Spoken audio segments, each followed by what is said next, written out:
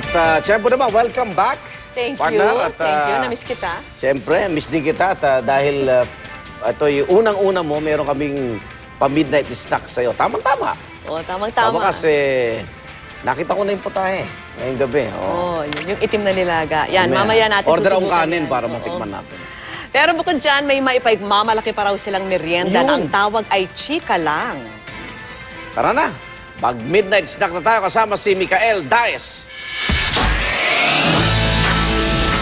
Dito sa Midnight Snack, kakaiba ang mga pagkain na natitikman natin. At ngayong gabi, galing sa mga kababayan nating tausog ang handa. Kaya kumaon na kita nyo. Tama ba yun? Kumaon na kita nyo. Tara. 5 to 9% ng population ng Pilipinas ay binubuo ng mga kapatid nating Muslim. Sa madaling salita, 4 to 7 million ang bilang nila sa buong bansa. Bagamat mas maraming Kristiyano dito, marami din naman ang impluwensya ng Islam sa ating kultura at pati na rin sa ating panlasa. Isa na rito ang Tula Itum. Sing-itim ng gabi ang kulay nito.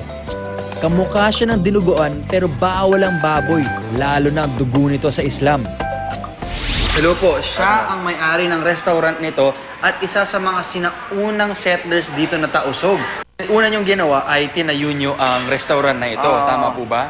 Tama. Pero lahat ng mga pagkain niyo, mga pagkain tausog eh, no?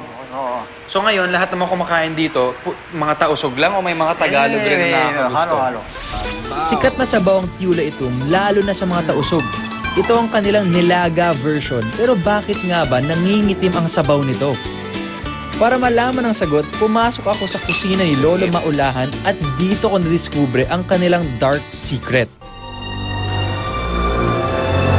Ayun pala ang sikreto sa kulay ng Tula Itum. Iniihaw nila ang niyog hanggang sa masunog, dinidikdik at saka hinahalo sa karne. Pagkatapos, sinasamahan ito ng gabi para raw mas maging malasa.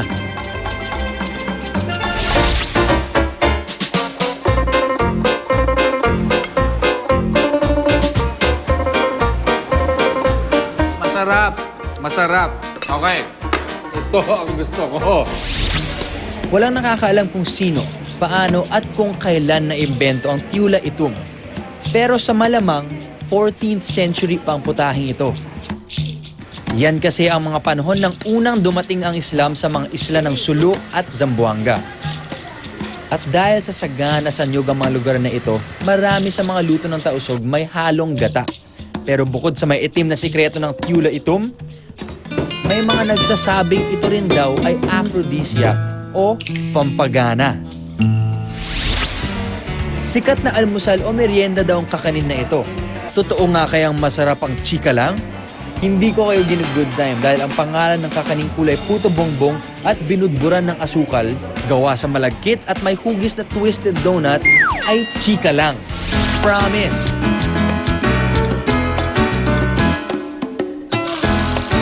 Ito ay ang puto bongbong ng tausog. Tula ito, check. Chika lang, check. Mga tausog, big check. I love you guys! Believe talaga ako sa mga Pinoy dahil napakayaman natin sa pagkain. At sigurado kung hindi tayo mauubusan ng matitikman at mahanap. Kaya hanggang bukas, abangan nyo kung anong ihahanda natin. Ako po si Mikael Daes, ang kasama nyong laging natatakam at laging nabubusog dito sa Midnight Snack.